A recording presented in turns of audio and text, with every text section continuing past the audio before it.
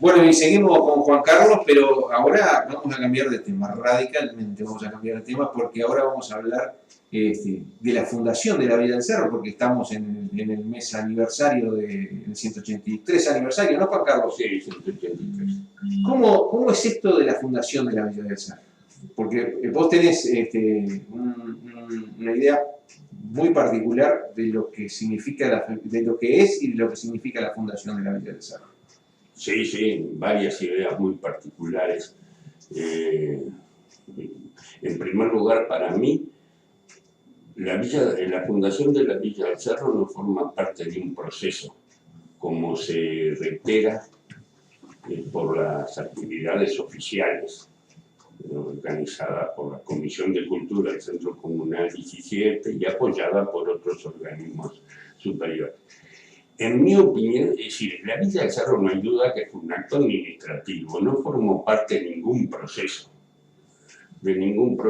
al menos popular, de que haya existido una necesidad social de que se creara una Villa del Cerro.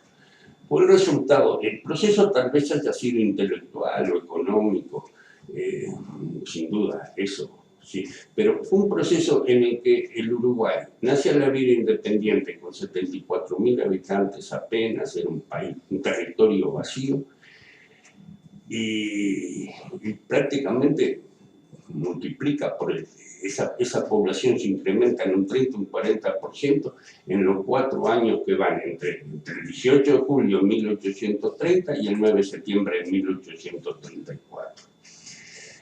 Ese incremento poblacional determina que la gente no pudiera, los inmigrantes no pudieran estar contenidos dentro de la amurallada ciudad de Montevideo y había que generar una salida y el cerro fue una de las posibilidades. Ahora, ¿por qué se produjo ese incremento? Bueno, en primer lugar el país lo necesitaba y hubieron agentes, entre ellos Samuel Lafone, Antonio Montero, que se dedicaron a importar inmigrantes. Hacían grandes campañas publicitarias, sobre todo Lafone en el País Vasco, pero también en otras regiones de Europa, para contar las virtudes de lo que era aquella gente humilde, europea, y traerlas a radicar a Montevideo. Cuando esos inmigrantes llegaban, estos comerciantes los dejaban en el puerto de Montevideo y el problema era del gobierno. Entonces, esos 4 años fueron tremendos porque se superpobló la ciudad. ¿Y estos comerciantes cobraban? ¿A quién le cobraban? El gobierno pagaba porque financiaba esas actividades. Ellos cobraban una especie de royalty por cada inmigrante que introducían en el país. Así que era la trata de inmigrantes. Sí, sí, sí. Es que la inmigración, o sea, no era muy santo el negocio. Claro, es que la inmigración comenzó siendo muy triste. Incluso, por ejemplo, el tráfico de esclavos, que la Constitución de 1830 prohibió, se siguió haciendo durante muchos años más. Y los traficantes negreros desembarcaban, como no los podían desembarcar a los esclavos en Montevideo, en el puerto, los desembarcaban precisamente en las costas del cerro. En Buenos Aires, algunos medios de prensa llegaron a opinar de que más prudente que llamarle Villa del Cerro hubiera sido llamarla Villa Angola. Es decir, entonces tal vez la fundación de la Villa del Cerro es algo que merece otras explicaciones. Yo este tipo de cosas las escribo cosmópolis. Nadie puede decir que yo no las escribo. Es lo que creo que alguna gente no las lee o no les interesa. Juan Carlos, entonces, en función de un fenómeno de crecimiento de la población, el gobierno decide tuvo necesidad de comprimir aquella supersaturación de habitantes, sin residencia, sin nada, en la ciudad de Montevideo. Entonces intentó distribuirlos por distintos puntos. Uno de ellos fue la Villa del Cerro, donde la gente no tenía interés en radicarse al principio. Nosotros cuando comienza el sitio de Montevideo, la Villa del Cerro apenas estaba poblado por 500 habitantes, con toda la facilidad de que se le dio. Y el gran artífice intelectual de este proceso, el gran que resolvió el problema, fue, en mi opinión, Lucas Oves, ministro de gobierno en la época, que contó con el apoyo de Carlos Anaya, que era el presidente interino en sustitución de Fructuoso Rivera, que ya estaban en los últimos días de su primera presidencia. Y sí, el gran artífice intelectual de la fundación de la Villa del Cerro fue Lucas Oves, apoyado por el presidente de Cuba. A partir del decreto, es un decreto, ¿no? Un decreto, Sí, es un decreto, a partir del decreto, ¿cómo se produce a posterior justamente que ese decreto se plasme en una realidad con población? ¿Cómo se da ese salto de un decreto puramente administrativo a la concreción de una población en la Villa del Cerro?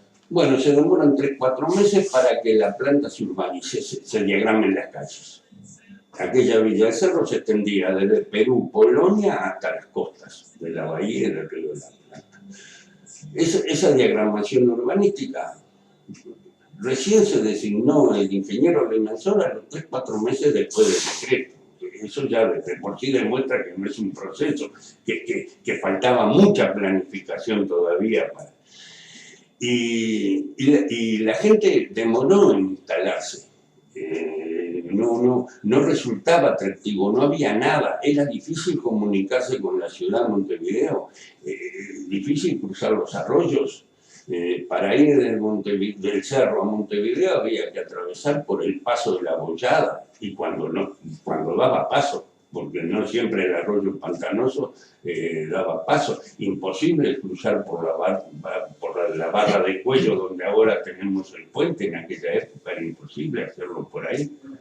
O sea, esto era en medio del campo. Y en esa época que el transporte era a caballo, carreta o caminando, era como trasladarse 400 kilómetros. Era muy difícil llegar del Cerro a Montevideo. Entonces nunca resultó atractivo para la gente. Llegaba la gente al cerro más por necesidad que por voluntad propia, ¿no? Y bueno, se demoraron 5 o 6 años en instalar la primera capilla. En aquellos años, que un pueblo no tuviera cualquier pueblo del interior, era la plaza. La plaza y la capilla lo primero. Y la parroquia, claro. En el cerro se demoró 5 o 6 años. Eso ya demuestra que no se trata de un proceso popular, espontáneo de la sociedad. Fue un acto administrativo, con escaso fundamento, o con una necesidad, sí, pero sin mucha planificación previa, que bueno, demoró en constituirse. Y Juan Carlos,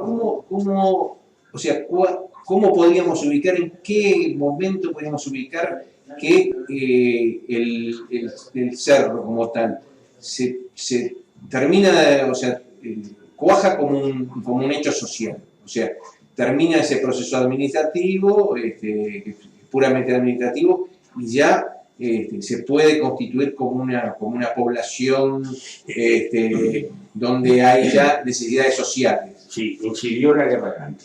Después de la Guerra Grande y el sitio de Montevideo, donde el cerro nunca se lo menciona como que era parte del gobierno de la defensa, siempre se dice que el gobierno de la defensa estaba encerrado en Montevideo, sitiado por Uribe, y eso es falso, porque el gobierno de la defensa tenía la fortaleza del cerro también. Así que era parte del gobierno de la defensa. Sí, con el polvorín. ¿Y el polvorín? Sí, pero el polvorín ya estaba fuera de uso, a esa altura ya no era, digamos, otro día hablamos del polvorín. Y siempre tuvo el gobierno de la defensa, siempre tuvo la fortaleza del cerro. Era por acá donde se abastecía a la ciudad, se salían a buscar las tropas de ganado, y en Montevideo nunca pasó grandes necesidades con el sitio de Manuel Uribe, el sitio grande, que duró de 1843 a 1851, son 8 años, y la ciudad siguió viviendo. Pero esa guerra grande determinó que se destruyera, bombardeado por el bote Fortuna, comandado por José Garibaldi, aquel condottiero italiano, el primer gran establecimiento que constituyó un avance tecnológico y científico para el cerro, que fue el saladero de Doanel. Cuando las tropas olivistas pretenden atacar la fortaleza del cerro, comandada por Ángel María Núñez y Jaime Montoro, hay un grupo, el ala izquierda del avance, que iba de acá del paso de la Bollada hacia la fortaleza, se toma el saladero de Doanel y desde la bahía el bote cañonea a esa avanzada y destruye las instalaciones. Esa era la primera vez que se iba a instalar en el país maquinaria a vapor para generar conserva de carne. Y en pocos meses de funcionamiento, apenas 6 meses, era un complejo industrial donde se iba a fabricar incluso velas, todo un complejo. Y el cerro lo perdió en 5 o 6 meses. Desde que se empezó a funcionar hasta que fue cañoneado, destruyéndose tanto los edificios como la maquinaria que había sido traída de Europa por este francés Hipólito Donet. Y a partir de entonces, después el cerro no tuvo más actividad de la carne, excepción hecha de los primitivos saladeros. Tardíamente se instalan entre 100, ya a comienzos del siglo XX, los primeros frigoríficos. Pero ya, ahí ya había población en esa. Sí, no, ahí ya había. Incluso antes de los frigoríficos estaban las barracas de carbón, con su famosa Sociedad de Resistencia de los Carboneros. De los paralelos. Los paralelos eran quienes trabajaban, colgaban los trozos de carne en los varales de los saladeros, era la Sociedad de Varaleros. Pero también estaba en Grecia y Ecuador la Sociedad de Carboneros. Que eran depósitos de carbón. Habían 3 barracas sobre la costa de la bahía, la famosa de Antonio Braga, después estaba la de Wilson & Son, que era inglesa, y la barraca alemana, que seguro abastecían a sus barcos, ¿no? Cuando llegaban al puerto de Montevideo había que abastecerlo de carbón. Y las barracas estaban acá. Quiere decir que también, por otro lado, hay cierta confusión cuando se identifica la evolución de la Villa del Cerro, que no es fundación, son 2 cosas diferentes. Una cosa es el acto de la fundación, limitado a 1834 y sus primeros años, y otra cosa es la evolución. Entonces, a veces, en la evolución, el Cerro perdió ante Freiventos la posibilidad de tener la fábrica más importante y de ser la cocina del mundo en cuanto a conserva de carne. Sí, Hipólito Donet. El año fue para... Hoy es la Lieri en aquel momento, después fue frigorífico Agro, pero en aquel momento era la fábrica de conservas y con Edith Lieri, con profunda orgullo. Los freiventinos tienen derecho a considerarse la cocina del mundo, como fueron identificados. Y nosotros, con el mismo profundo pero pesar, tenemos que reconocer que el cerro perdió esa oportunidad. Nunca más hubo inversión económica ni tecnológica importante hasta que aparecieron los frigoríficos. Pero esto ya fue en 1904. Y la frigorífica uruguaya, de Punta del Lobo, fue la primera en 1904. Después, en la década siguiente, el Swift y el Artigas, donde estamos. Pero eso ya muy entrado. El cerro casi iba a cumplir casi 100 años. Ya el cerro tenía. Entonces, no se puede asociar la industria de la carne con la fundación de la Villa del Cerro, como algunos agentes culturales lo hacen, ¿no?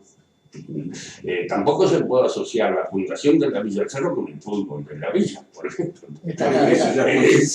Como también otros agentes culturales lo hacen. Y el cerro tampoco fue protagonista en los grandes avances tecnológicos de la industria de la carne. El cerro pasa a ser, porque ni siquiera el primer frigorífico del país se instaló en el cerro, sino en el departamento de Colonia, la River Plate Rich Meat Company. Entonces, el cerro, en ese sentido, sí, lo que debemos reconocerle al cerro, y esto es aún más posterior, ya promediando el siglo XX, es la lucha de los obreros frigoríficos. Ahí sí, el cerro adquiere su personalidad, pero eso, si bien hubieron incidentes en 1905, que ahí tenemos el primer mártir de la carne, nunca reconocido. Y huelgas importantes en 1916, 1917. Sí, ocupaciones militares del cerro. Sí, en 1917 se ocupa militarmente. Ocupación militar. 1905, primer mártir de la industria de la carne, no reconocido, en la plazoleta de Juan Rojas. Y recién en 1900 hubieron, pero el gran desarrollo del cerro, en mi opinión, fue la fundación de la Federación Autónoma de la Carne, pero eso es 1943, eso ya es muy... Entonces no se puede asociar la industria de la carne como se está haciendo, con la fundación. Y yo creo que estas cosas hay que decirlas para parar la mano de mucha gente que...